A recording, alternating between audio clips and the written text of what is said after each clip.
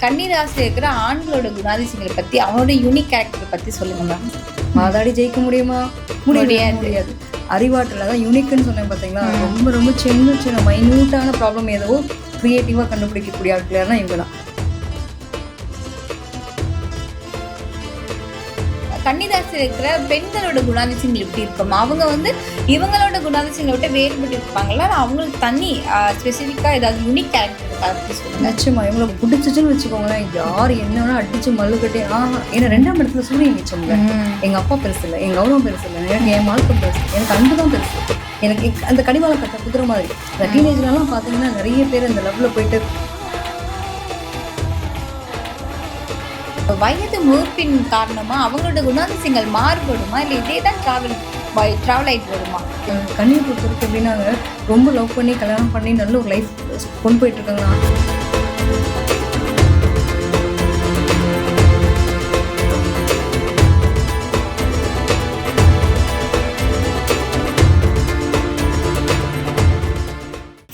ஆன்மீகம் நேயர்கள் அனைவருக்கும் அன்பார்ந்த வணக்கம். இன்னைக்கு நம்ம கூட பிரபஞ்ச ஞானம் நாடி காதல் ஜோதிடர் ஈஸ்வரி மேம் இணைந்திருக்காங்க. அவங்க கிட்ட நிறைய விஷயங்களுக்கு பதில் கேட்டு தெரிஞ்சுக்கலாம் வாங்க. வணக்கம் மேம். வணக்கம்ப்பா. எப்படி இருக்கீங்க? நல்லா இருக்கேன்டா, நீங்க எப்படி இருக்கீங்க? நான் நல்லா இருக்கேன் மேம். இன்னைக்கு நம்ம வந்து எந்த டாபிக் பற்றி பேச போறோம் அப்படின்னா, ஒவ்வொரு ராசிக்காரர்களுக்குமே அவங்களுக்குமே சிறந்த ஒரு குணாதிசயங்கள் அப்படின்னு இருக்கும் இல்லையா? ஆனால் ஒரு ஜோதிடராக நீங்கள் ஒரு பர்சனை பார்த்த உடனே இவங்க எந்த ராசிக்காரங்க தான்ப்பா அப்படின்னு ஐடென்டிஃபை பண்ணுறதுக்கு ஏதாவது ஒரு விஷயம் உங்களுக்கு தெரிஞ்சிருக்கும், எங்களுக்கு தெரியாது. ஸோ நீங்கள் எதை வச்சு ஐடென்டிஃபை பண்ணுவீங்க, அதை பற்றி எங்களுக்கு விளக்கமாக சொல்லுங்கள். நிச்சயமா பொதுவாகவே வந்து ஒருத்தவங்களை பார்த்தோன்னே நம்ம கண்டிப்பாக இவங்க இந்த ராசிக்காரங்களாக இருப்பாங்கன்றதை ஐடென்டிஃபை பண்ணலாம். அதாவது குணாதிசயங்கள் கிரகங்கள் தான் நம்மளை சூழ்ந்திருக்கு. ஸோ கிரகங்களுடைய அமைப்புகள் எப்படி இருக்கோ, நம்மளுடைய ஜாதகத்தில் பார்க்கும்போது எந்த கிரகம் பவராக இருக்கோ அது சார்ந்த விஷயங்களை மட்டும் அதிகமாக வெளிப்படும்.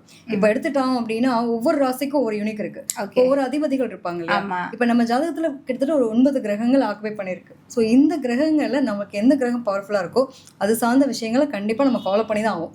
எங்கிருந்து தான் நமக்கு இந்த குணம் இருக்குன்னே தெரியாது இல்லையா? ஸோ அந்த மாதிரி சில குணாதிசயங்கள் நம்ம கிட்ட ஒட்டிகிட்டே இருக்கும். நம்ம வேணும்னு நினைச்சாலும் நம்ம அதை விட்டு விலகி வரவே முடியாது. பொதுவாக எடுத்துட்டோம்னா மேசம் அப்படின்னாலே செவ்வாயினுடைய ஆதிக்கம். அப்போ செவ்வாய்னா யாரு? ரொம்ப வந்து துடுக்கா இருக்கவங்க அப்படின்ற மாதிரி, அந்த கோபம் வேகம். அதே மாதிரி ரிஷபம் எடுத்துட்டா சுக்கிரன் அதிபதி, மிதுனம் எடுத்துட்டோம்னா புதன் அதிபதி. அப்ப ஒவ்வொருத்தருக்கும் ஒவ்வொரு குணாதிசயம் இருக்கலாம். வேகம் துடிப்புனா உங்களுக்கு செவ்வாய் பாக்குறோம், அழகுன்னு பாத்தீங்கன்னா சுக்கிரன், அறிவுன்னு பாத்தீங்கன்னா நமக்கு வந்து புதன். அப்ப அது மாதிரி சந்திரன் எடுத்துட்டோம் அப்படின்னா கண்பு, பாசம், கருணை. சூரியன் எடுத்துட்டீங்கன்னா ஆளுமை. இப்படி ஒவ்வொருத்தருடைய தன்மை ஒவ்வொரு ராசிலும் இதெல்லாம் பெர்ஃபெக்டா உட்காரக்கூடிய ஒரு நிலை உண்டு. அப்ப 12 ராசிக்காரங்களுக்குமே இவங்களை பார்த்தோன்னே தெரியும். இதுல என்னன்னா இவங்க ராசிக்காரங்கன்றதை தாண்டி ஃபர்ஸ்ட் டைம் நம்மள ஒருத்தவங்க மீட் பண்ணணும்னு வச்சுக்கோங்க, அவங்க போட்டிருக்க கலர் ட்ரெஸ் இருக்கு இல்லையா, அவங்கள வச்சு கரெக்டா ஐடென்டிஃபை பண்ணலாம். இதை நான் வந்து பர்சனலா ஃபீல் பண்ணியிருக்கேன்னு நினைக்கிறேன். நிச்சயமா. ஓகே, அவங்க போட்டிருக்க ட்ரெஸ் வச்சு அவங்கள நம்ம ஐடென்டிஃபை பண்ணலாம். ஸோ ஓகே இவங்களுக்கு இந்த கிராஸியா இருப்பாங்க அப்படின்ற மாதிரி. சில பேர் வந்து அவங்களோட ஆட்டிடியூட், ஆட்டிடியூட் எப்படின்னா பேசுற விதத்துலையும், ஒரு சில பேர் பார்த்தீங்கன்னா ரொம்ப இந்த கால் மேல கால் போட்டு ரொம்ப திமிரா இருப்பாங்க, கட்ஸா இருப்பாங்க. அவங்களோட வார்த்தைகள் கோபமான அப்படி பாக்குற பார்வையெல்லாம் தெரியும். ஸோ இதுலயே வந்து அவங்களோட ராசியை தெரிஞ்சுக்கலாம். கிட்டத்தட்ட இவங்களுக்குலாம் சூரியன் பவர்ஃபுல்லா இருக்கு, உங்களுக்கு செவ்வாய் பவர்ஃபுல்லா இருக்கு. சில பேர் கை கால் ஆட்டி ஆட்டி பேசுவாங்க, அவங்களுக்கு பார்த்தீங்கன்னா புதன் பவர்ஃபுல்லா இருக்கு அப்படின்ற மாதிரி. ஒரு சில பேர் பார்த்தோம் அப்படின்னா ரொம்ப இளமையாவே இருப்பாங்க, வயசான கூட அவங்களோட இது தெரியாது. அது மாதிரி பாத்தீங்கன்னா பார்த்தோன்னே அழகா முகமே வந்து ஒரு வட்டமா இருக்கிறது, ரொம்ப பொலிவா இருக்கிறது, இதெல்லாம் தேஜஸ் ரொம்ப அழகா இருக்குன்னு சொல்லுவாங்க. இப்போ அவங்களுக்கு எல்லாம் சந்திரன் பவர்ஃபுல்லா இருக்கு அப்படின்னு பார்க்கலாம். ஸோ இந்த மாதிரி நிறைய விஷயங்கள். இப்போ சனி எல்லாம் பவர்ஃபுல்லா இருக்குன்னு வச்சுக்கோங்க. அவங்களெல்லாம் பாத்தீங்கன்னா ஒரு வயசான தோற்றம் இல்ல சொல்லுவோம் இல்லையா, இந்த இளம் வயசுலயே முதுமையா இருக்கிறது, அதாவது இளநரைன்னு சொல்லுவோம் இல்லையா, அந்த மாதிரியான விஷயங்கள்லாம் பார்க்கும்போது அவங்களுக்கு வந்து அந்த சனையினுடைய ஆதிக்கம் அதிகமா இருக்கும். அவங்களாம் எப்பயுமே கெரியர் ஃபோக்கஸ் பண்ணுவாங்க, எப்பயுமே எதிர்காலத்தை பத்தின சிந்தனைகளோடயே இருப்பாங்க. என்னடா எதையோ பறி கொடுத்த மாதிரியே இருக்கு அப்படின்ற மாதிரி. ஸோ இந்த மாதிரி சில விஷயங்கள், அவங்க போட்டிருக்க ட்ரெஸ், அவங்க பண்ற ஆட்டிடியூடு, இதை வச்சு நிறைய ஐடென்டிஃபை பண்ணலாம். Okay ma'am. இப்போ வந்து ஒரு பொதுவாக ஒரு ஜோதிடரை நீங்கள் ஒருத்தரோட குணாதிசயங்கள் இப்படி இருக்கும் அப்படிங்கிறத ஐடென்டிஃபை பண்ணுறதுக்கு சில விஷயங்கள் சொல்லியிருந்தீங்க. இப்போ நம்ம ஒவ்வொரு ராசிக்கும் அப்படின்னு பார்க்கும்போது 12 ராசிக்காரர்களோட குணாதிசயங்கள் எப்படி இருக்குது? ஆண் பெண் 2 பேருக்கும் வந்து ஒரே குணாதிசயங்கள் இருக்கா, இல்லை வந்து 2 பேருக்கும் மாறுபடுமா? எல்லா ஏஜ் கேட்டகரியிலையும் அதே குணாதிசயங்கள் இருக்குமா, இல்லை மாறுபடுமா? அதை பற்றி நீங்கள் பார்க்க போகிறோம். நம்ம அடுத்தது நம்ம கன்னி ராசி பற்றி பார்க்க போகிறோம். பொதுவாக கன்னியே வந்து ஒரு யூனிக்கான கேரக்டர் அப்படின்னு வந்து சொல்கிறாங்க.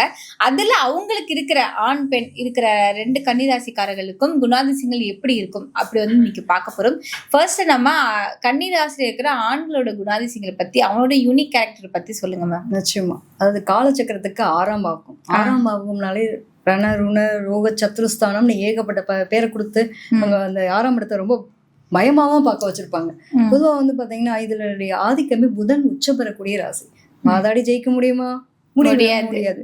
அறிவாற்றல் அதான் யூனிக்னு சொன்னேன் பாத்தீங்களா, ரொம்ப ரொம்ப சின்ன சின்ன மைன்யூட்டான ப்ராப்ளம் ஏதோ கிரியேட்டிவா கண்டுபிடிக்கக்கூடிய ஆட்கள் யாருன்னா இவங்க தான். நிறைய ப்ராப்ளம் சொல்யூஷன்ஸ் கொடுக்குறவங்க யாரு? இவங்க தான். நிச்சயமா. இந்த இடத்துல தான் சுக்கிரன் நீச்சம். பணம் பெருசு இல்லைங்க, ஆனா அறிவை மட்டும் வளர்த்துக்கணும். சம்பளம் இல்லாம வேலைக்கு போக சொல்லுங்க, நான் வந்து அனுபவசாலியா நான் போய் வேலை பாக்குறேன் அப்படின்ற அளவுக்கு ரொம்ப யூனிக்கா இருக்கக்கூடிய கேரக்டர். இப்ப பசங்களா இருக்கட்டும் பொண்ணுங்களா இருக்கட்டும், எப்பயுமே வந்து இவங்களுக்கு நிறைய தேடல் இருந்துகிட்டே இருக்கும். போதுன்ற நிறைவு இருக்கவே இருக்காது. அதே மாதிரி இந்த சொல்லுவாங்க இல்லையா, நிறைய சிக்கல், இடியாப்ப சிக்கல்ன்ற மாதிரி ஒரு வயர்லாம் அள்ளி போட்டு பிரிச்சு மேய்ஞ்சு இது எங்க என்ன பிரச்சனை, எங்கடா முடிவு, எங்கடா தெளிவு இல்லை அப்படின்ற அளவுக்கு இருந்தா கூட அழகா யூனிக்கா இதுதான் பிரச்சனை, இதுதான் சொல்யூஷன், அந்த அளவுக்கு மைன்யூட்டான சில விஷயங்களை கூட அழகா பார்த்து கண்டுபிடிப்பாளர்களா இருக்கிறது. இன்னைக்கு இருக்கிற நிறைய டெக்னாலஜில வந்து பாத்தீங்கன்னா அவங்களோட நாலேஜ் இல்லாம ஒண்ணுமே இல்லை. நிறைய இம்ப்ரூவ்மெண்ட்ஸ். இப்போ எப்படி நம்ம வந்து ஆண்ட்ராய்ட் ஃபோன் யூஸ் பண்றதுலேருந்து ஐஃபோன் வரைக்கும், இதுக்கு முன்னாடி பார்த்தீங்க அப்படின்னா பட்டன் ஃபோன் யூஸ் பண்ணிட்டு இருந்திருப்போம். அதுக்கு ரொம்ப பழையங்காலத்து ஃபோன் எல்லாம் யூஸ் பண்ணுவோம். இந்த மாதிரி இந்த ஃபோனுக்கே எடுத்துட்டோம் அப்படின்னா இந்த டெக்னாலஜி இம்ப்ரூவ்மெண்ட் யாருன்னா நம்ம கண்ணியை சொல்லலாம். ஸோ நிறைய வந்து தேடல் இருந்துகிட்டே இருக்கும். பொய் சொல்லி தப்பிக்கவே முடியாது. ஆணா இருக்கட்டும் பெண்ணா இருக்கட்டும், எப்பயுமே வந்து இவங்களை பொறுத்த வரைக்கும் பொய் சொன்னா பிடிக்காது ஃபர்ஸ்ட். அப்படி இதுக்கு மீறி நீங்க சொல்லிட்டீங்க, இல்லைப்பா இங்கே இருந்துட்டு அங்கே இருக்கேன் அப்படின்னு ஏதாவது சொல்லிட்டீங்கன்னா கரெக்டாக கேப்சர் பண்ணுவேன்.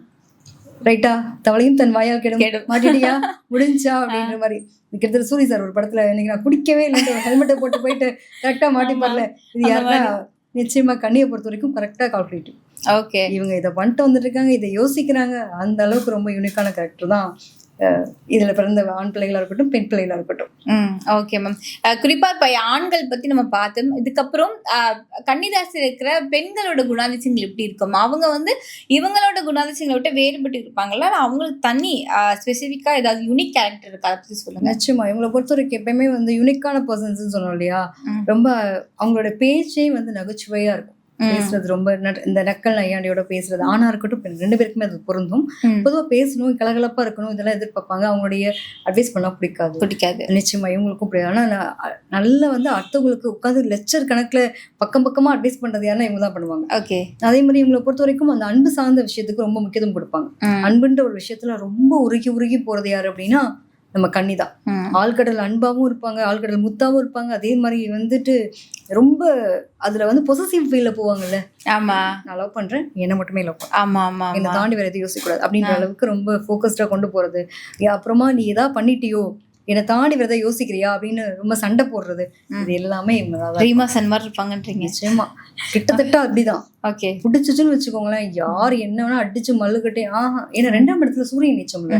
எங்க அப்பா பெருசு இல்லை, என் கௌரவம் பெருசு இல்லை, எனக்கு என் வாழ்க்கம் பெருசு, எனக்கு அன்பு தான் பெருசு.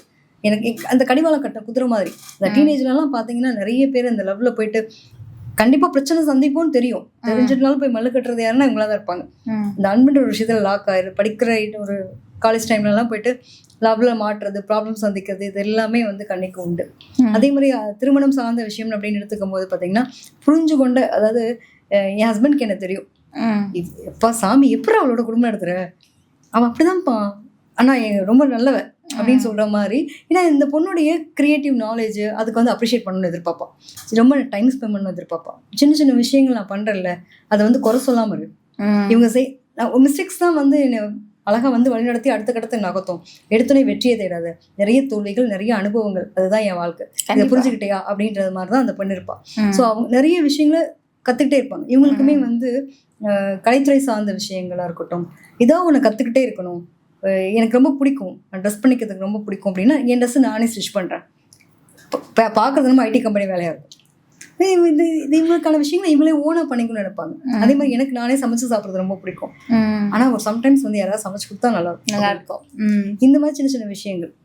இவங்க 2 பேருக்குமே ஒரு நம்மள கன்னிராசியில பிறந்த ஆண் பெண் 2 பேருக்குமே தனித்தனி குணாதிசயங்கள் இப்ப நம்ம பார்த்தோம் இல்லையா. சோ இவங்களோட அடுத்த கட்ட வாழ்க்கைன்னு ஒண்ணு இருக்குல்ல மேம், வயது மூர்ப்பின் காரணமா அவங்களோட குணாதிசயங்கள் மாறுபடுமா, இல்ல இதே தான் டிராவல் டிராவல் ஆயிட்டு வருமா? இது என்னன்னா அந்த ஒரு பக்கம் சொல்லலாம், இந்த குழந்தைத்தனம்னு வாங்க இல்லையா, அது இவங்க கிட்ட என்ன ஏஜ் ஆனாலும் மாறவே மாறாது. இந்த வம்பிழுத்து விடுறது, சொல்லுவாங்க இல்லையா, கிண்டல் பண்ணி பேசுறது, ஒரு பக்கம் பொடி வச்சு பேசுறதும் இவங்க தான்.